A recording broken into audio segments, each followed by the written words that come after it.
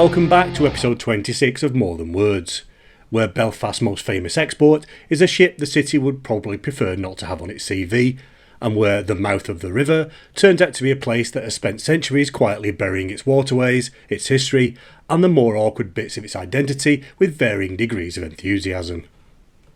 This week, a monastic powerhouse so academically turbocharged it more or less franchised Christianity across Europe, a maypole that has survived wars, politics, weather and common sense, and a ship so iconic that the museum built in its honour ended up having a far more successful career than the vessel itself ever managed.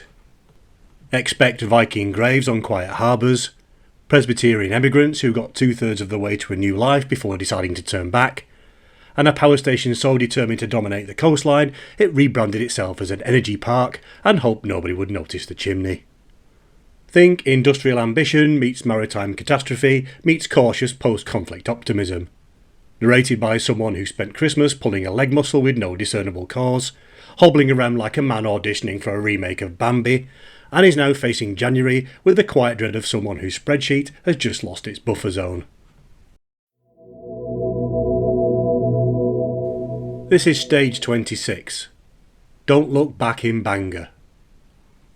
Okay, time for stage stats. So the total distance covered so far is 1,443 kilometres. That's exactly 50% of the entire 2,884 kilometre journey, which means we've hit the halfway point. The precise midpoint, the exact equator of this increasingly ambitious exercise in voluntary suffering. The time taken in real life to cover the mileage on this stage was from the 21st to the 30th of December 2025. 10 days, which is the longest the stage has taken so far, and which I'm choosing to attribute entirely to Christmas rather than any personal failing on my part. My current position is on schedule. Not ahead, not behind, precisely on schedule. Which sounds fine until you remember that 2 weeks ago there was a comfortable buffer, and that buffer has been comprehensively eaten by a combination of festive pastry, enforced sofa time, and a leg muscle that decided December was an excellent moment for an existential crisis. The spreadsheet is coping, technically, but it's doing that thing where it's coping in the way a person copes when they say they're fine, but their eyes are doing something slightly different. We're on schedule. Mr. Excel would like it noted that he prefers to be ahead of schedule. He has noted it. We are moving on. IRL. Legs Miserables. This may go down in the annals as the slowest stage completion on record. 10 days. 10. Not because the distance changed, the usual 55.5 kilometres just sat there, arms folded, radiating judgment, but because Christmas turned up, pulled the handbrake, and then hid the keys behind a cheeseboard. On the upside, every kilometre was done on foot, and, in what can only be described as a Christmas miracle, all of them outside. No treadmills, no indoor purgatory, just weather, pavements, grass, mud, and the occasional tense negotiation with my own body about whether we were still pretending this was fun. It all began promisingly. A couple of 6-milers and a round of golf, enough to put me ahead of schedule and let me adopt the smug, faintly unbearable demeanour of someone who thinks they've got their life together. And then Christmas intervened, as it always does, with the force of a festive juggernaut powered entirely by sprouts and pastry, and the subtlety of a pantomime cow falling down a flight of stairs. Christmas Eve featured a strategic walk to buy more wine, because apparently the new majestic warehouse we've built in the garage might not be sufficient. Narrator, it absolutely was. But there's something about Christmas that makes rational thinking evaporate like mulled wine left on the hob too long.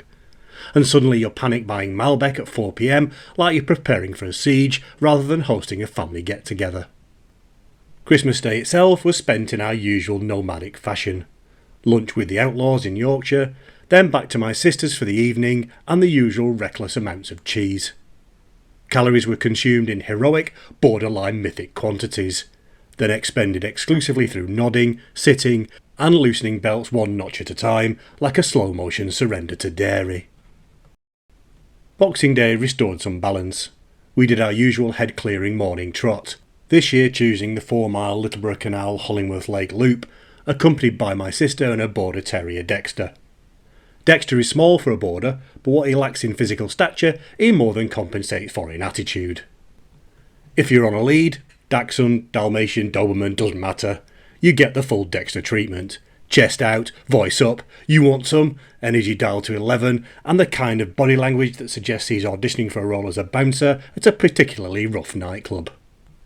If you are off the lead, and therefore capable of turning him into a mid-afternoon canapé, he will glide past in monk-like silence, suddenly fascinated by the nearest blade of grass and absolutely not making eye contact.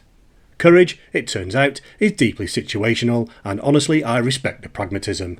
He's still very adorable though, even if his self-awareness needs some work. Saturday golf followed, leaving me just a couple of kilometres short of the target. And this is where things lurch sideways, my body deciding to introduce the first real injury of the entire escapade. I say injury, but that implies a cause. There was no fall, no heroic strain, no anecdote I can wheel out later.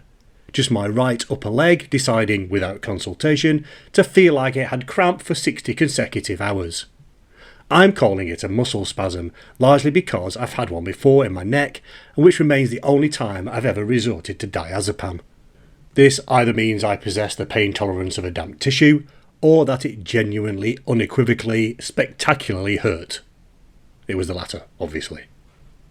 When I had the neck version, the doctor, on the phone, obviously, because that's what GP appointments are now, a disembodied voice suggesting you probably pulled something and should take paracetamol, said it would sort itself out in a few days.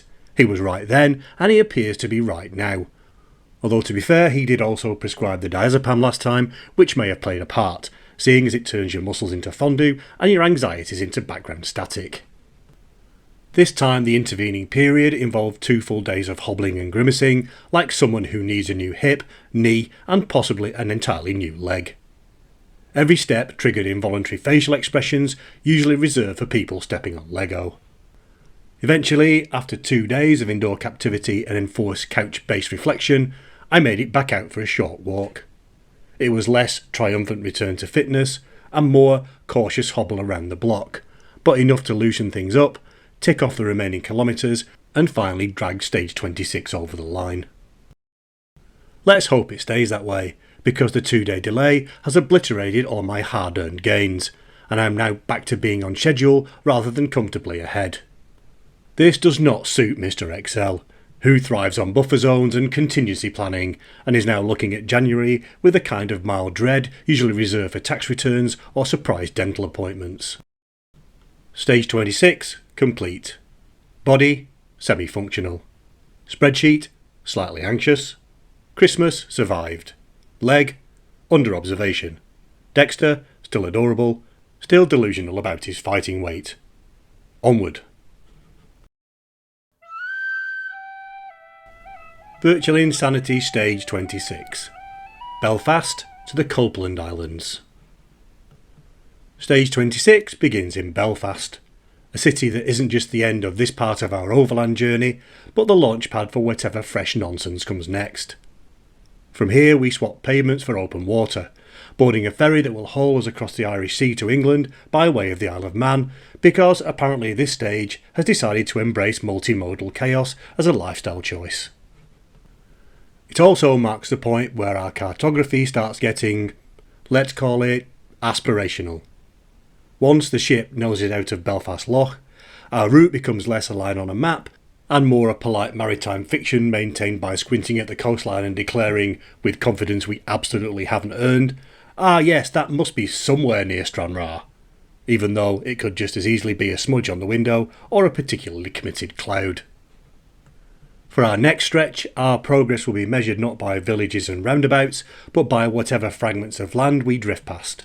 Headlands, harbours, and the occasional lighthouse that we will absolutely claim as part of the stage, despite being several nautical miles away and visible only if you lean over the rail like a tourist determined to get the world's least sensible selfie. So Belfast becomes both an ending and a beginning. The last honest patch of ground before the sea takes over. The final legitimate list of towns before we start improvising based on whatever the horizon feels like offering. From here on, the journey becomes a 3-way collaboration between geography, weather, and our willingness to pretend we have the faintest idea what we're looking at. Farset and Furious. Belfast, from the Irish for mouth of the sandbank, mouth of the ford, or, depending on which scholar you corner, mouth of the river we buried under the city and would rather not discuss, sits at the head of Belfast Lough, where the River Lagan meets the sea. For the last 4 centuries, it's oscillated between industrial powerhouse, sectarian battleground, and cautiously optimistic tourist destination, occasionally managing all three before breakfast. The name's etymology is a polite academic brawl. Some insist it refers to the sandbank, others to the ford, and a few argue it's actually about the River Farset, the forgotten sibling of the Lagan. The one Belfast pretends not to know, like a relative who only gets mentioned when a child asks directly, and even then with the tone of a parent explaining why the hamster went to live on a farm. Once upon a time, the Farset was the whole point of Belfast. The town grew up around its banks, traders unloaded goods along its muddy edges, and the first bridge crossed it, not the Lagan. Belfast's very name may come from it. But as the centuries rolled on, the Farset became less picturesque waterway and more open-air complaint. It silted up, it stank, and it flooded with the enthusiasm of a river auditioning for a disaster film. So the city did what any exasperated parent would do. It shoved the river in a culvert beneath the city centre and told it to think about its behaviour. Whatever the truth, the Irish name predates English settlement, though the town itself didn't do much until the early 17th century, when Sir Arthur Chichester, fresh from suppressing rebellions with the enthusiasm of a man who discovered a new hobby, was handed Belfast Castle and the surrounding land in 1603. Medieval Belfast was little more than a soggy suggestion. John de Courcy, Anglo-Norman conqueror and part-time chaos merchant, built a fort here not because the site was strategically brilliant, but because it was available, vaguely flat, and, crucially, someone had already ordered the timber. And thus Belfast began not with a grand vision, but with a man standing in a swamp insisting it'll be grand once it dries out, which it never did. By the 18th century, Belfast had found its calling: linen. The city became Linenopolis, producing so much high-quality fabric that by 1800 it had overtaken Dublin as Ireland's most industrialised city. Flax poured in from the countryside, mills along the Lagan spun and wove it, and the resulting cloth clothed half of Britain. The Mulholland's family York Street mill, accidentally burned down in 1828 and rebuilt bigger because nothing motivates industrialists like a catastrophic fire, employed thousands and made Belfast synonymous with fine linen. Get your ship together. Then came shipbuilding. In 1861, Edward Harland and Gustav Wolff set up their shipyard on Queen's Island, and within a few decades, Harland and Wolff had mutated into the largest shipbuilder on the planet, employing 35,000 workers and churning out vessels that included Olympic, Britannic, and most famously, Titanic. The ship that would become history's most famous maritime catastrophe was designed, built, and launched here between 1909 and 1912. A feat so monumental, the city still can't decide whether to be proud, mortified, or quietly irritated that Southampton gets all the blame. Queen Victoria granted Belfast city status in 1888, by which point it had more than 200,000 people, a thriving port, railway lines firing off in every direction, and an industrial capacity that rivalled any city in Britain. Then came partition in 1921, and Belfast became the capital of Northern Ireland, a role it never exactly applied for, but which would define its entire 20th century whether it liked it or not. The Troubles arrived in 1969 and didn't leave until the Good Friday Agreement in 1998. For 3 decades, Belfast was shorthand for bombings, shootings, barricades, and the kind of sectarian violence that made international headlines with grim regularity. Peace walls, concrete and steel barriers separating Catholic and Protestant neighbourhoods, still stand in parts of the city, physical reminders of divisions that proved far easier to build than dismantle. But Belfast, being Belfast, refused to stay down. The Good Friday Agreement brought devolved government, investment followed, and the city began reinventing itself. The Titanic Quarter, built on the old Harland and Wolff shipyards, became a symbol of regeneration, complete with Titanic Belfast, a £97 million visitor attraction that now pulls in hundreds of thousands of visitors a year. Today, Belfast has around 350,000 people in the city proper, and more than 500,000 in the wider urban area. Its Victorian architecture somehow survived both the Blitz and the Troubles, and its cultural scene ranges from traditional music sessions to internationally recognised arts festivals. Samson and Goliath, Harland and Wolff's iconic yellow gantry cranes, still dominate the skyline, outlasting the industries they were built for, and now standing there like pensioners who refuse to leave the pub. Notable residents include C.S. Lewis, born in East Belfast in 1898, Kenneth Branagh, born in 1960, knighted 2012, and Van Morrison, born in 1945, still grumpy.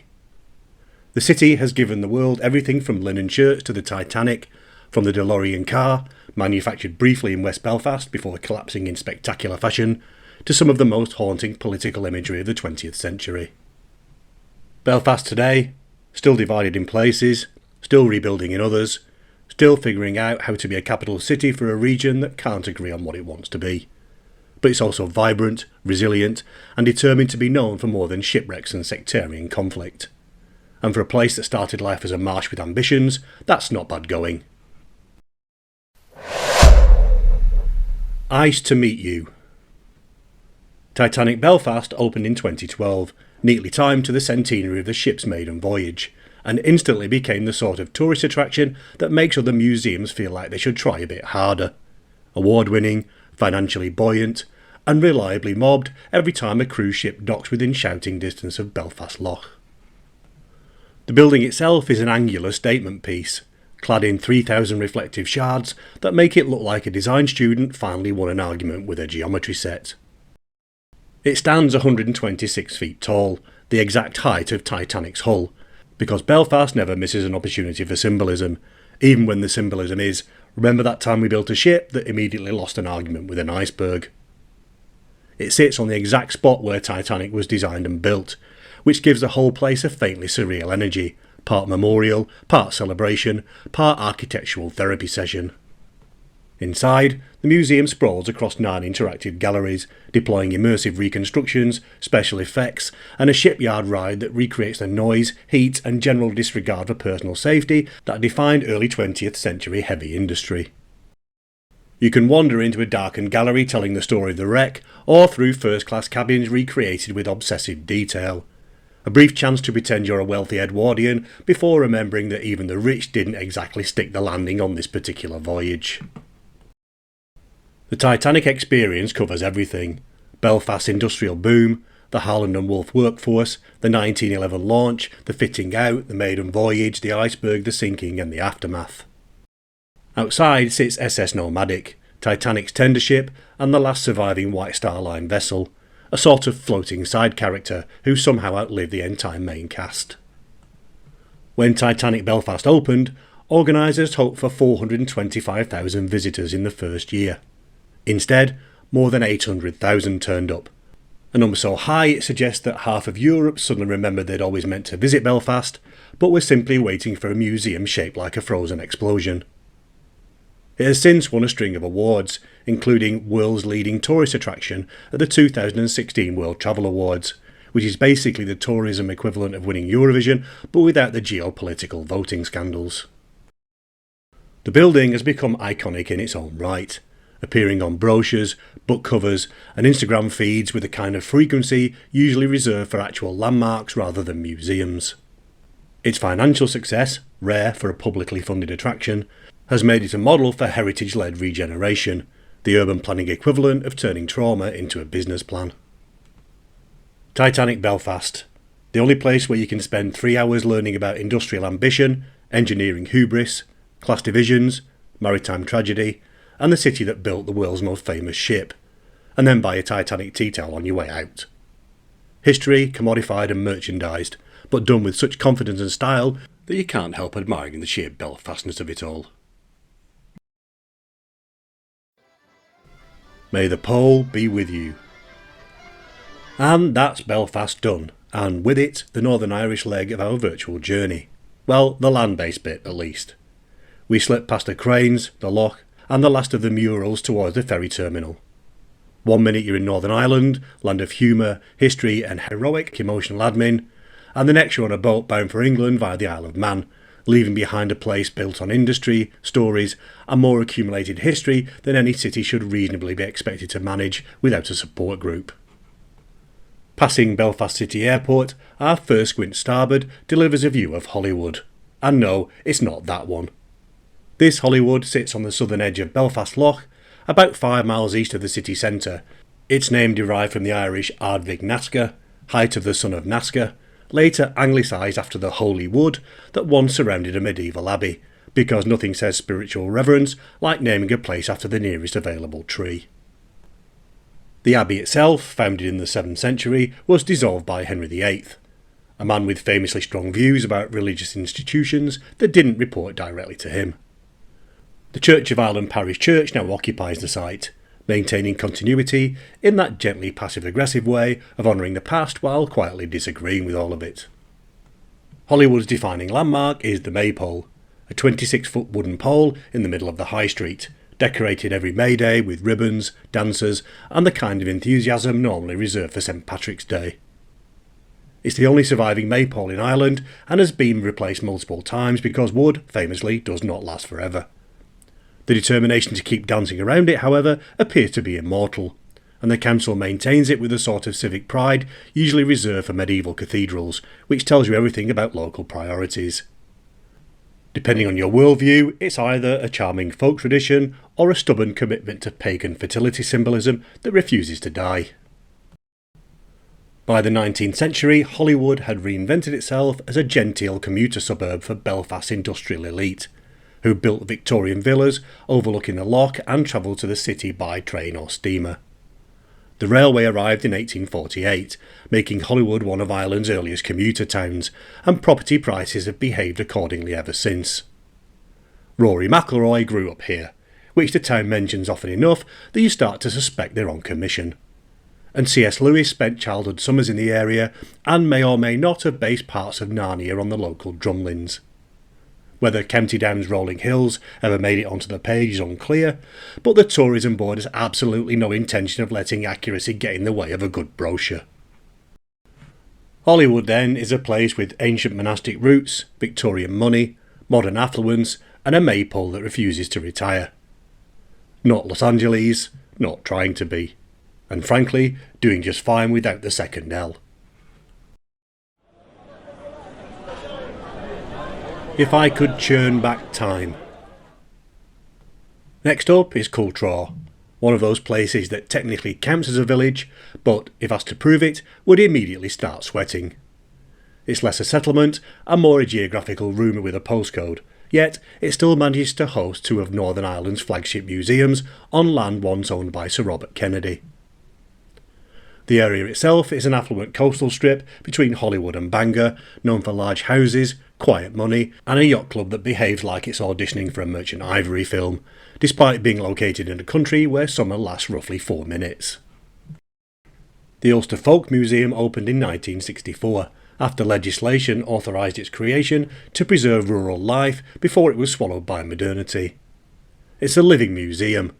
Buildings from across Northern Ireland were dismantled, transported and rebuilt here, creating a kind of architectural safari park where cottages, churches, mills and shops stand in a curated rural dreamscape that looks suspiciously like someone's nostalgic childhood memory.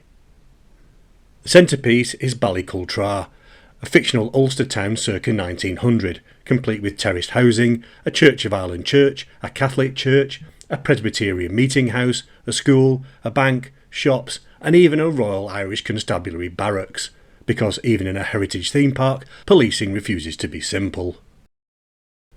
There are working farms with period-appropriate livestock, craftspeople demonstrating blacksmithing and weaving, and costumed interpreters explaining how life functioned when indoor plumbing was a luxury and antibiotics were a rumour. It's the only place in Northern Ireland where you can watch someone churn butter, shoe a horse, and then buy a cappuccino within the same 5-minute radius. Next door, the Ulster Transport Museum houses everything from horse-drawn carriages to trains, trams, motorcycles and a DeLorean. The stainless steel sports car, briefly manufactured in Belfast and now remembered less for its engineering and more for its cameo in Back to the Future, which is arguably the best outcome for everyone involved. There's also a permanent Titanic exhibition, because Belfast will apparently mention it at every available opportunity, and Stanley Woods' racing motorcycles. Woods was an Irish motorcycle racer from Dublin who became one of the dominant figures in pre-war motorsport. He won 10 Isle of Man TT races and dozens of Grand Prix events, riding through the 1920s and 1930s like a man who had fundamentally misunderstood the concept of self-preservation. His riding style combined precision with a willingness to push machinery until it either won or caught fire, which, on at least one occasion, it did. Cultra is heritage as leisure, history repackaged as a day out, and one of the few places where you can step back a century without losing access to a tea room. Because, even in simulated 1900, we apparently draw the line at going without a flat white. Helen degenerates. Sea Hill sits on the northern coast of County Down, wedged between Holywood and Helen's Bay, and was once a standalone settlement before being absorbed into the greater Belfast sprawl, the urban equivalent of being quietly adopted by a larger family without anyone formally announcing it. Estate agents describe Sea Hill as excellently positioned, which is property speak for near places you've actually heard of. It has houses with views of Belfast Lough, a railway station, and the kind of calm that suggests everyone here has made their peace with the fact that excitement is something that happens elsewhere. The North Down coastal path runs right past it, a 16-mile stretch from Holywood to Orlock, beloved by walkers, cyclists, and seals who appear offshore with the air of creatures judging your cardio routine. Parts of the path near Sea Hill are periodically washed out by the tide, which gives the whole area a pleasantly precarious feel, as if the coastline itself is considering early retirement and would like to be left alone to think about it. Sea Hill has just over 1,000 people. Technically enough for village status, but not enough to generate anything you'd confidently call a centre. Most residents commute to Belfast, then return in the evenings for the sea air, the quiet, and the pleasant illusion that the world is briefly behaving itself. Helen's Bay is what happens when Victorian aristocracy decides the coastline is looking a bit underdressed. Named after Helen Blackwood, Baroness Dufferin and Clamboy, it became the pet project of her son, the Marquis of Dufferin and Ava, who owned the Clandeboy estate and concluded the area needed a luxury seaside resort. And just to avoid any genealogical confusion, Ava didn't own the estate and this wasn't a family collab. The Marquis simply held titles for both Dufferin, a County Down barony, and Ava, an area of what is now Myanmar, because Victorian peerages were essentially a game of geographical bingo played at empire scale. The railway arrived in 1865, and the station appeared in such architecturally extra splendour you'd swear it was trying to impress the coastline. Built in 1863 in full Scottish baronial flourish, it even included a private entrance and waiting room for the Dufferin family, a reminder that, in Victorian Ireland, the aristocracy preferred their train platforms free of the general public and their unpredictable conversational choices. For a while, the Marquis's dream worked. By the 1930s, up to 12,000 people reportedly crammed onto the beach over a fine weekend, all determined to enjoy themselves in that uniquely British seaside fashion involving windbreaks, flying sand and damp sandwiches. Today, Helen's Bay has a beach with green coast awards and Crawford's Burn Country Park sitting next door. 97 hectares of woodland, meadows, beaches and walking routes forming part of the North Down coastal path, ideal for anyone who enjoys nature but prefers it with a car park and cafe attached. The park also contains Grey Point Fort, a coastal battery built in 1907 to defend Belfast during both World Wars. It's now a military museum featuring enormous guns, underground magazines, and interpretation panels that explain how artillery worked while tactfully avoiding the bit about what it was designed to do to people. Rock of Ages. Just before we swing east, a glance to port gives us Carrickfergus and Eden. Carrickfergus is one of those places where history didn't just happen, it pitched a tent, stayed for 8 centuries and refused to leave. The name comes from the Irish for Rock of Fergus, which feels about right. It's a town built around a lump of stone so strategically placed that every passing army felt obliged to have a go at it. The castle went up in 1177 courtesy of John de Courcy, who invaded Ulster and immediately decided the coastline needed a large Norman reminder of who was in charge. Over the centuries, it's been besieged by kings, Scots, Frenchmen, and anyone else who fancied a crack at it, yet it remains impressively intact. The sort of building that's clearly been through things, but won't give you the satisfaction of looking tired. Naturally, the town grew around the castle, because medieval urban planning was basically stick a fortress here and hope civilization surrounds it. In 1690, William of Orange landed here on his way to the Boyne, an event commemorated with great enthusiasm by some and politely ignored by others, depending on which historical settings they've got toggled on. Carrickfergus eventually lost its status as a major port when Belfast muscled in and took over everything, leaving the town to reinvent itself as a historic market centre with a castle so photogenic it practically runs its own influencer account. Today it has around 28,000 residents, light industry, retail parks, and a steady stream of visitors who come from the medieval walls, stay for a bit, and leave with a newfound respect for Norman masonry. And then there's the modern news cycle, which oscillates between the charming and the socially radioactive.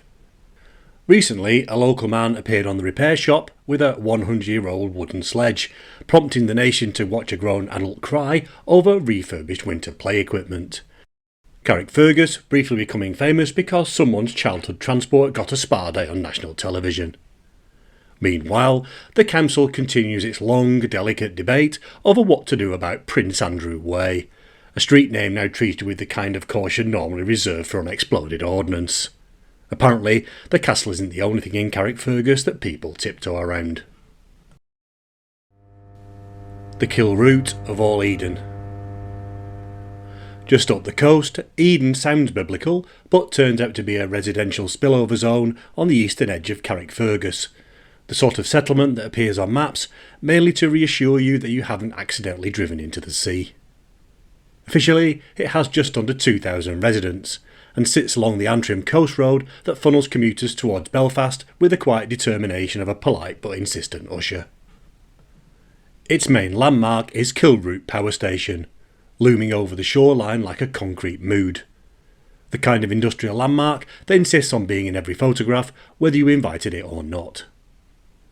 Built in the 1970s and commissioned in 1981, it was originally a coal-fired beast, the sort of structure that looked like it could power half of Northern Ireland and still have enough left over to lightly toast the coastline. These days, Kilroot is in the middle of what energy companies like to call a transition, and everyone else calls trying not to explode the planet quite as quickly. The coal units have been shut down, replaced by a mix of gas turbines and a 10 megawatt battery storage array, which sounds futuristic until you remember it's still attached to a building that resembles a Cold War filing cabinet. The site is now branded as Kilroot Energy Park, which is corporate shorthand for "We're doing our best, please stop looking at the chimney." For Eden and Carrickfergus, Kilroot is both a landmark and a punchline, a power station with sea views, a skyline feature you can't ignore, and a constant reminder that even in the quiet suburbs, heavy industry is never more than a polite stroll away. Bangor management. We start to bear east now, the coast sliding back into view on the starboard side as we pass Bangor, Northern Ireland's newest city, sitting on the southern lip of Belfast Lough.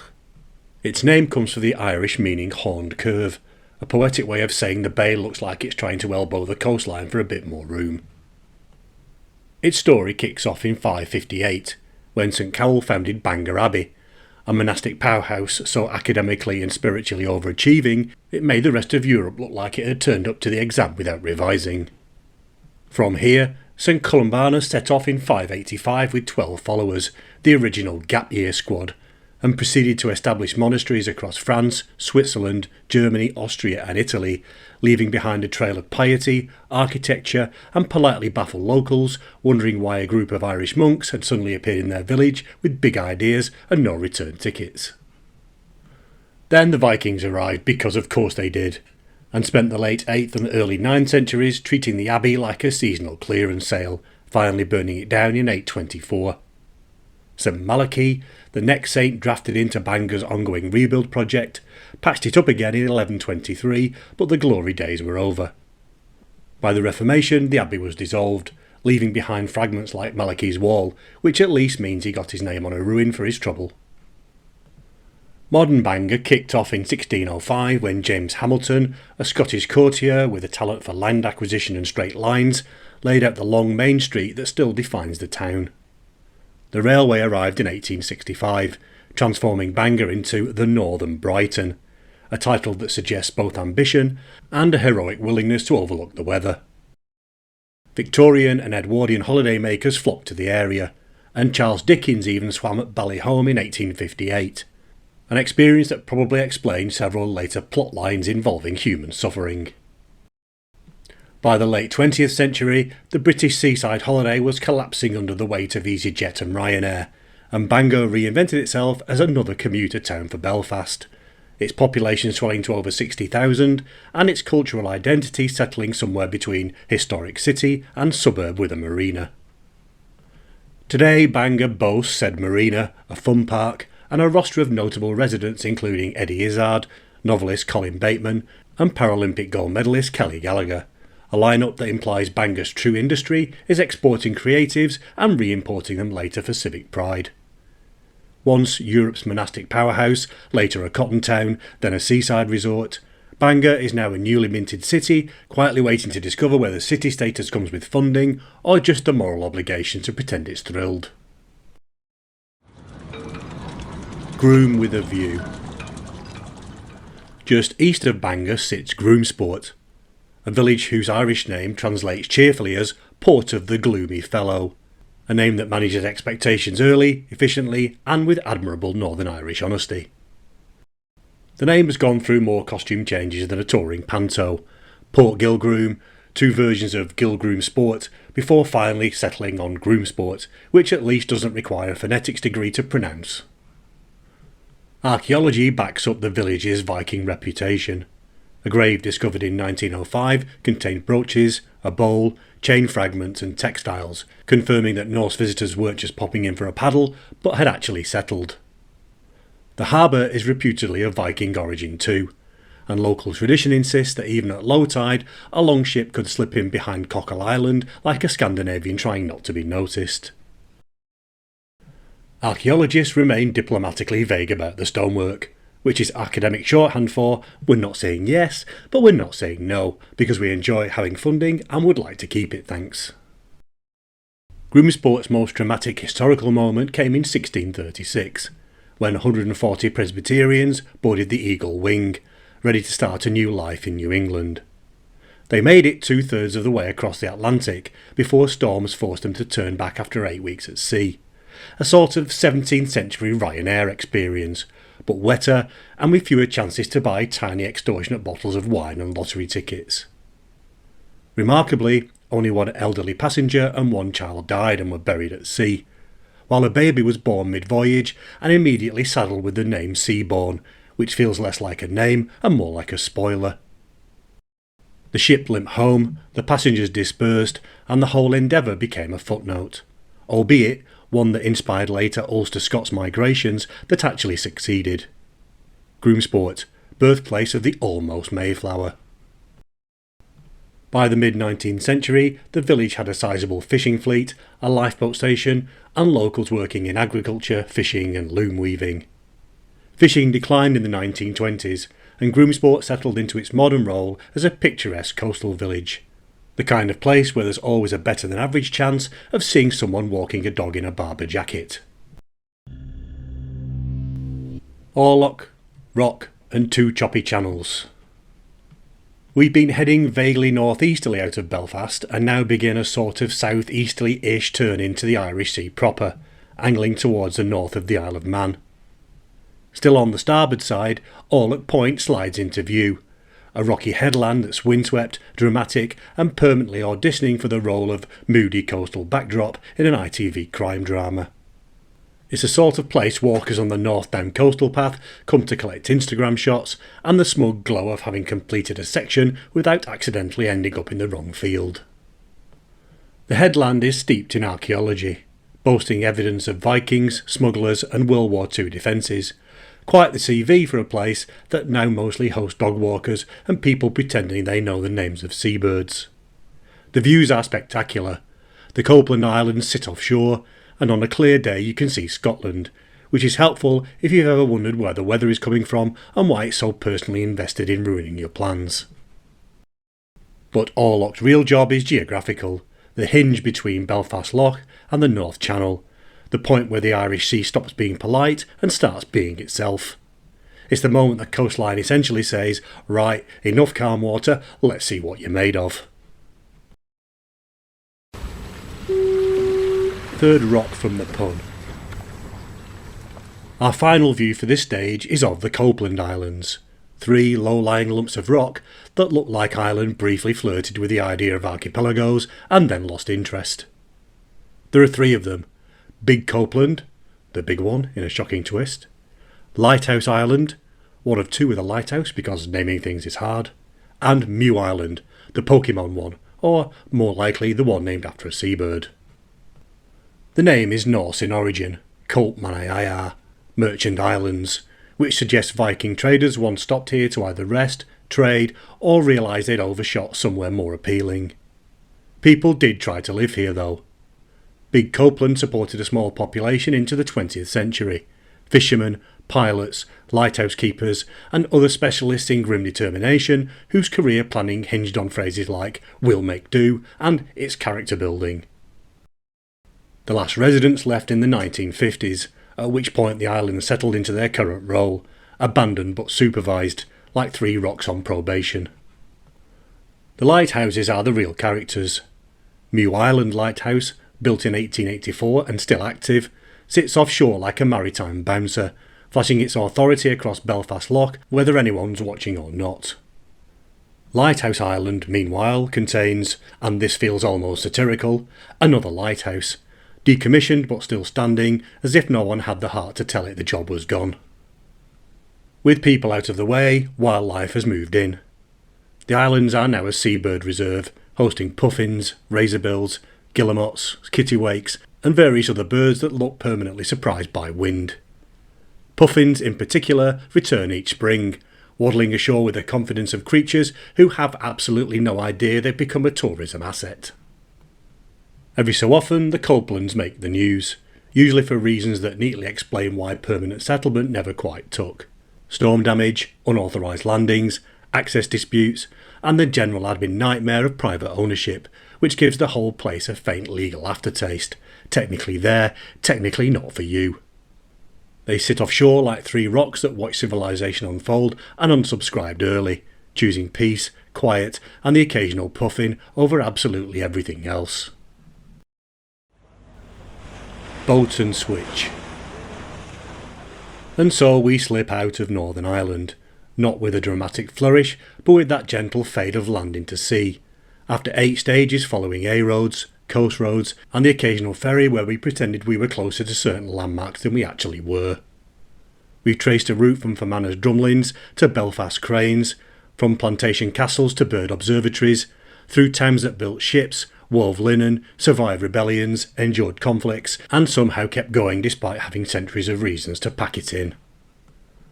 The ferry has eased out of Belfast Lough, the Copelands have slipped past the starboard side, and ahead lies the Isle of Man, a different island, different stories, and that faint nautical anxiety that arrives when you realise you're now navigating by squinting at horizons rather than obeying a sat-nav that at least pretends to know what it's doing.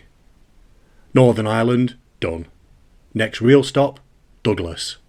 Next squint-based stops, whichever bits of Scotland, Northern Ireland and the Isle of Man happen to stick out a bit on our way across the Irish Sea, assuming it behaves itself and we remember which way is east. Thanks for listening, and see you next time.